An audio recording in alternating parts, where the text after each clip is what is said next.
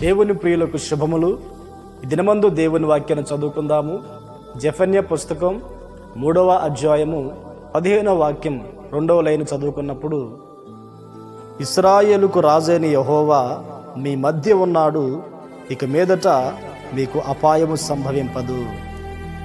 ప్రియ దేవుని బిడ్డలారా, మనకు అపాయము ఎటువైపు నుంచి వస్తుందో అర్థం కాని ఈ భయంకరమైన దినాలలో మనం జీవిస్తూ ఉన్నాము. గత కాలంలో ఎన్నో అపాయాలు మనము విన్నాము, చూసి ఉన్నాము. గత కాలం అంతా కాపాడిన దేవుడు ఈ దినమందు రాబో కాలమంతా కూడా ఏ అపాయం రాకుండా దేవుడు మనల్ని కాపాడునుగాక. ఆత్మీయ భౌతిక జీవితంలో నీకు కలుగుతున్న శోధనలు, బాధలు, ఇబ్బందులు, శ్రమలు బట్టి ఏదో అపాయం సంభవిస్తుంది అని భయపడుతూ ఉన్నావా? ఏ అపాయం రాకుండా దేవుడు కాపాడుతాడు. కాపాడుటకు ఆయన సర్వశక్తి గల దేవుడు గనుక, ఆయన మనకు రాజు గనుక, మన తండ్రి గనుక, మన నాయకుడు గనుక ఏ అపాయం రాకుండా బ్రతుకు దినములన్నిట మనల్ని కాపాడునుగాక. ఆమేన్, ఆమేన్.